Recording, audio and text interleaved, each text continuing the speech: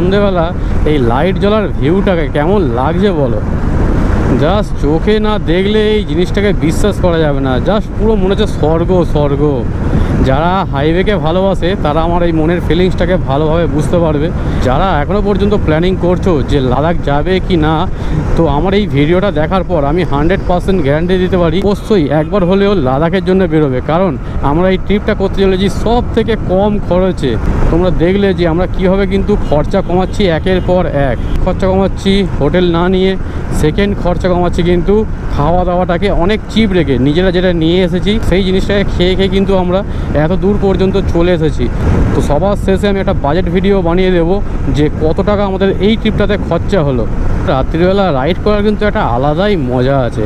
সব গাড়ির আলোগুলো জ্বলে যায়, হাইওয়ের ধারে যত লাইট রয়েছে সেই সব লাইটগুলো জ্বলে যায়, তো দেখতে কিন্তু একটা অপরূপ সুন্দর লাগে।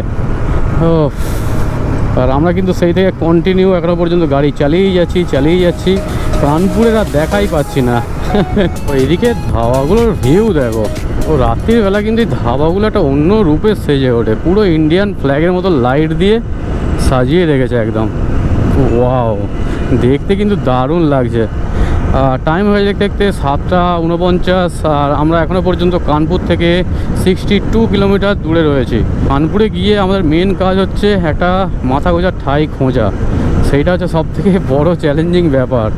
এখান থেকে দিল্লি 530 কিলোমিটার, গোয়ালিয়র হচ্ছে 329 কিলোমিটার। চলো, তো রাত্রির হয়ে যাওয়ার পরে কিন্তু স্পিডটা আমাদের অনেকটাই ড্রপ হয়ে গেছে, কারণ চার চাকাগুলো খুব উল্টোপাল্টা চলছে এইদিকে। তো আমরা মোটামুটি ওই 50 থেকে 60-এর মধ্যেই চালাবার চেষ্টা করছি।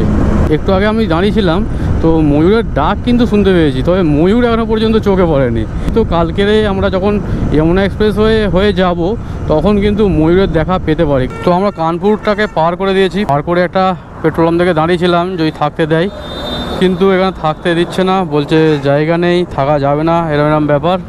ঋষভ গেছিলো। ঋষভ কী বলছে পেট্রোল পাম্পটাই? কী বলছে পেট্রোল পাম্পটাই? বলছে পেট্রোল পাম্পে থাকার জায়গা নেই, দেবে না বলছে না, ডাইরেক্ট বলছে থাকার জায়গা। বাদ দে, চলো আগে চলো। কানপুরের ওভারব্রিজে আমাদের অবস্থা পুরো খারাপ করে দিয়েছে। মানে জাস্ট আমরা কানপুরের ওভারব্রিজে উঠেছি আর ওই যে মুষলধারে বৃষ্টি শুরু হয়েছে, আর ক্যামেরা যা হোক করে আমি জাস্ট ট্যাঙ্ক ব্যাগে ঢুকিয়ে চলে এসেছি আর কি। তো চলো এবারে যাওয়া যাক আগের দিকে। হ্যাঁ, পুরো চান করে গেছি আমরা।